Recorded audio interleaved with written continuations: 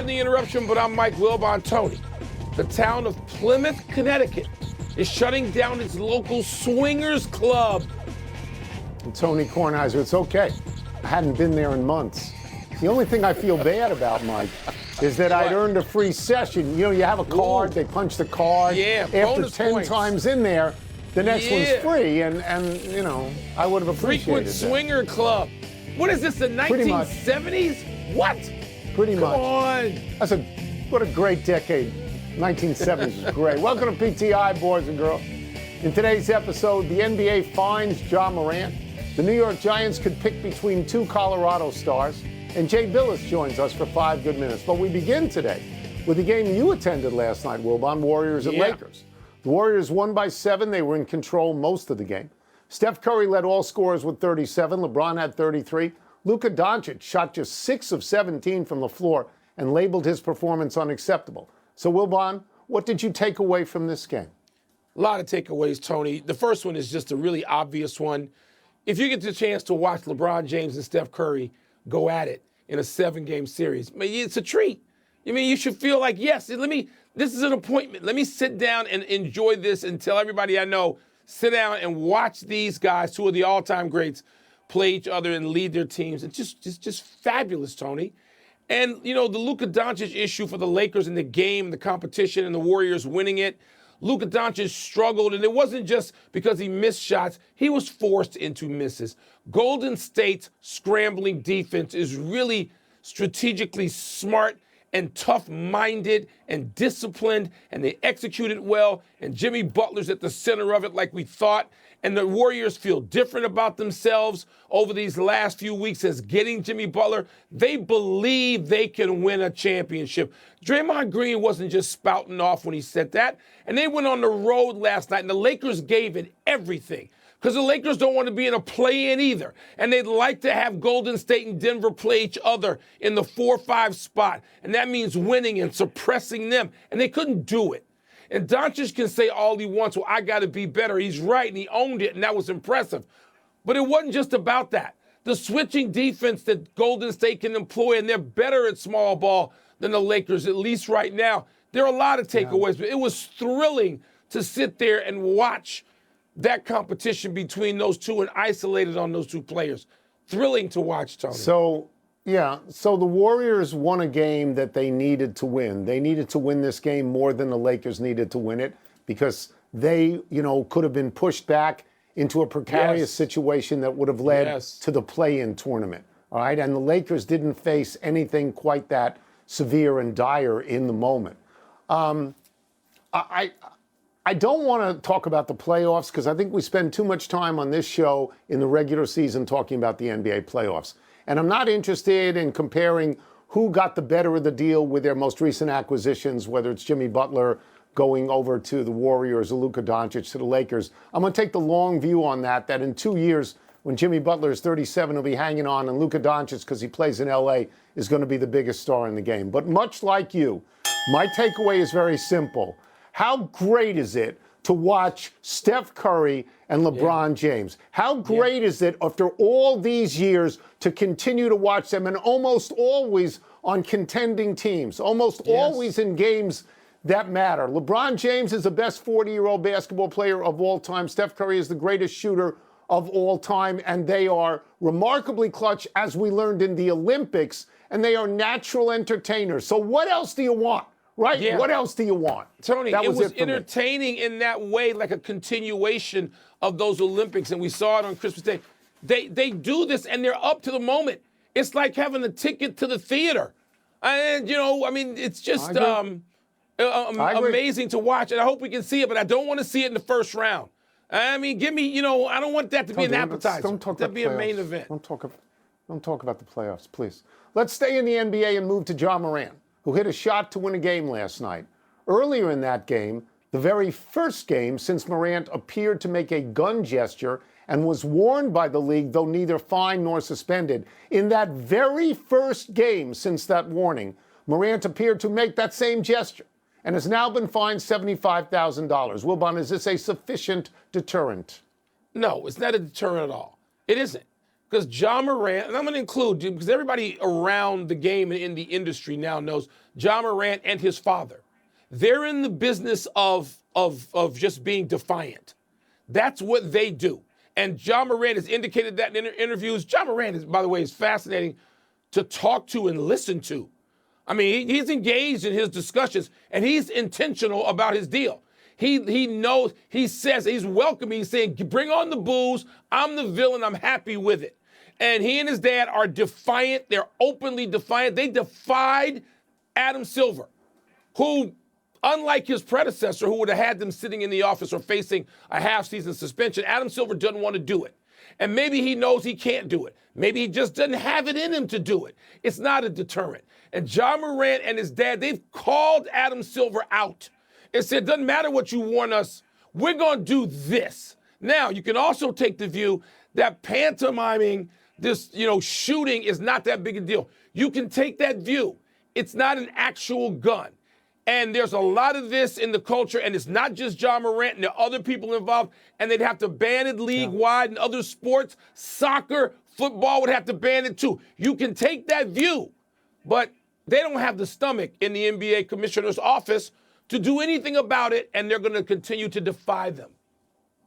Yeah, I don't have much knowledge of these gun gestures. I don't know if there's a specific group out there that it appeals to, if there's a specific group out there that is appalled by it. I would reiterate, as you said, it was a pantomime. It was not a real gun, because he's had real guns. Okay, Yeah. he had a real gun on social media, and he got suspended for what ended up as 8 games. And then he did it again a few months later, and that time he got 25 games. So we've seen him with real guns do this. Now he gets a warning on a fake gun situation and does it the very next game, which is totally deliberate. It's totally deliberate. It is. And so he ends up being fined $75,000. I don't know that that's a deterrent, but I'm going to read you a quote from him. Everyone should hear this. I'm kind of used to it. I was pretty much a villain for 2 years now. Every little thing, if somebody can say something negative about me, it's going to be out there. So yeah, I don't care anymore. I don't care anymore. So how much does Adam Silver care? Because obviously his team doesn't care. They're in the business of firing coaches, not disciplining players. How much does Adam Silver care? You're calling Silver out. I think you're right about this. Yeah. I think you're right. Not that much. Or don't issue the warning. I mean, if you decide, okay, it's not that big a deal, which is a fair interpretation, if Adam decided that, okay, but then why warn him? If you say, wait a minute, this is bigger than John Morant, and I'm not going to pin this to him, that's a legitimate discussion. But if you think this is a bad look and a bad thing for your league and to the detriment of your league, to just let him defy you like that, upper hand. Let's move to an intriguing NFL draft scenario. Colorado held its pro day today with quarterback Shedeur Sanders and Heisman-winning two-way star Travis Hunter in the spotlight. Presuming the Titans take Cam Ward, Tony, with the first pick, and the Browns take Abdul Carter with the second pick, the Giants are going to have their choice between Sanders and Hunter at number 3. So in that scenario, which one should they pick? Okay, the most important thing in my reasoning goes like this. Everyone on the Giants is going to be fired if they stink again next year. If they have 3 wins again next year, or they get to 4 wins next year, that's it. The GM is going to be fired, the coach is going to be fired, everyone in authority is going to be fired. So they have to make a draft that helps them this year. Now, maybe they think there's a longer runway if they draft a quarterback, but didn't they just pick up Russell Wilson and Jameis Winston? So if they're going to draft a quarterback, you would think they wouldn't play that quarterback. And if you don't play that quarterback, you're not getting help out of the first pick in the draft. I think you can make the case that Travis Hunter is a better player than Shedeur Sanders now and forever. And you can say of him that he even could have more impact on the Giants this year. Maybe he could win a few games there, and it doesn't look like a quarterback is going to step right in and win those games. So if it was me, I would draft Hunter. I think it's the smarter, safer draft. I'd start him in DB, and I'd have a package of offensive plays every single game for him. That's what I would do. Tony, I think I agree with you down the line there. And you got this whole situation of Coach Dayball, and whether he's going to be there or not, whether the whole regime's going to be there, and why draft a quarterback if those guys are on the hot seat and not for long. The Bears did this. Yeah, get a guy who can help you right now. Keep Williams your job. and Eberflus. You know, we've seen this. I mean, and it's something that you, as an organization, you do have to consider. But Tony, I was talking to a coach I've known for a lot of years, and he's just a personnel guy. He gets it and got it for his whole career, retired from coaching now. And he told me last week that Travis Hunter is the most talented, or I think he used the word best, football player he's ever seen. Really? And and Tony, there are people who think this. There are plays, Tony, he made a play in the end zone, which I mentioned to this coach. And I pointed that play out, and he knew exactly what I was talking about, where Travis Hunter dives over the line in a goal line stop situation, knocks the ball loose, causes the fumble, and recovers it with a game on the line. He makes plays that only a few people in the think it is. So let me say that Shedeur Sanders may end up being a great player. He very well could be a great player. Yes, he may. Yeah. But this coaching staff won't be there if they don't get help from this draft pick right now. They won't be there. Let's take a break. Coming up, will the Gators beat Auburn for a second time tomorrow? We will ask Jay Billis. We'll also ask him how Houston matches up with Duke. I think it's fair to say of Ja Morant, does he learn anything? No. The PTI investigative team has learned that the men's Final Four games will be played tomorrow in San Antonio, which is where we find our great friend, the dashing ESPN college basketball analyst, Mr. Jay Billis. We'll start with this, Jay. Tomorrow's early game is Florida and Auburn. Janai Broome says he'll be ready to go after hyperextending his elbow in the regional final. Do you have any concerns about him coming back from this injury? I do. I think with that elbow, and he's been banged up in other areas as well. He's had an ankle throughout the year. And then Chad Baker-Mazara is dealing with a thumb issue. I don't think it's going to, he wears a little brace on it. He's going to be able to play, and he should be fine, but it's not optimum conditions for Auburn. But everybody says, hey, you know, everyone's banged up. And Janai Broome has played through issues like this throughout the course of the year, but you'd rather have him 100% not having to deal with anything. But, man, if he's injured, you know, last two games, he's had 30 rebounds, and he's averaging like 24 points a game over that stretch, and he's been right there with Cooper Flagg for Player of the Year. If he's injured, I would have liked to have been injured like that. Of course, Janai Broome's bigger issue is going to be Florida. As you know, Jay, you know, because you told us coming into the tournament that Florida you were really impressed with in a million different ways. Do you expect a similar result to the one Florida laid on the Tigers in February? I think it could be, Michael, but, you know, in that game, Florida didn't have Elijah Martin, their second leading scorer. So I actually did that game, and I was kind of thinking beforehand, I hope Florida can make this a good game. They wound up winning it by dribbling out the clock, so it wasn't in doubt at the end. Florida is probably the most complete team here, and they've got, you know, great guards, 4 great guards, and they've got 4 really good big guys. They're going to be a handful. I think the key for Florida is going to be take care of the ball. They've shown the proclivity to turn it over from time to time. And if they turn it over, I think for both Auburn and Houston, they've got a little bit of edge coming in because the last time they played their opponent, they lost. And I think that edge tends to help in your preparation. I don't think it helps once the ball's thrown up in the game, but I think it helps as you prepare for it. I must admit, Jay, I am more interested in the Houston-Duke game. It just seems like something that could be sort of nuclear. We've talked about, more people are familiar with Duke, of course, but this Houston team, particularly defensively, seems to be one of the great teams in recent years. And I'm wondering if there's a comp for you, for Houston, either a team Duke has already played this season or just historically, who do the Cougars remind you of, if anybody? Well, I mean, if you go look at Duke's schedule, they remind you a little bit of Clemson, but they're much better than Clemson. They're more physical. They're more athletic. They shoot it better. These four teams we have here in this Final Four are historically four of the most efficient teams we've seen in the last 30 years. And we've got them all in 1 year. Four of the top 10 most efficient basketball teams at both ends of the floor are in this Final Four since KenPom.com started in 1997. Houston is unbelievably physical. They're a great offensive rebounding team. They can really slow Duke down, and Duke's got the #1 offense in the country, the most efficient. I think one of the issues, though, is Duke's defense is really good, too. And Duke is really long-armed, especially at the guard position. And Houston's guards are smaller, and they have low release points on their shots. L.J. Cryer, Manuel Sharp, Milos Uzan, they have these kind of low release points. And I think Duke can bother them. The issue is going to be, can Houston put up enough points? You're going to have to score 70 or more to win this game. Heck, Gonzaga put 76 on them, but Houston was able to score in the 80s on Gonzaga. I don't think this game's going to be decided up in the 80s by Houston. So we will get you out of here on this, having heard everything you've said. Is there a way that you're leaning in the Houston-Duke game?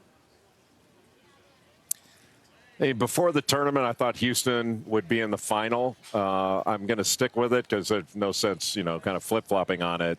But Duke has played the best of any team in this tournament since the tournament began. And maybe part of that was, they didn't have Cooper Flagg in the ACC tournament semifinal and final. So maybe it took them at a little bit of a discount. But since the tournament started, I mean, they've been shooting over 60% in these games, and their defense has been spectacular.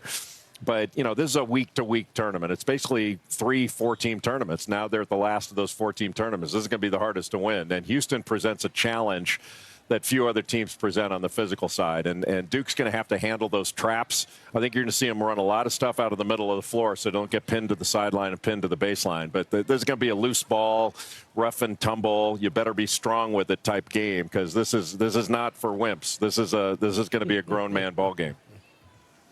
Thank you, Jay, and thank you for using the word Jay. proclivity. Thank you. I mean, proclivity is a word we really pay attention to. You can catch more of Jay tomorrow on College Game Day, starting at 2 p.m. Eastern. Let's take one last break. Still to come, we will get Wilbon's picks for the women's Final Four. And Giannis put up some monster numbers last night against the Sixers. Monster numbers. I'm ready for the Final Four now. I mean, I'm glad Jay said what he said. I am ready to watch these games now. Yeah, he got us set. Seems like we've waited a long time. Great to have Jay.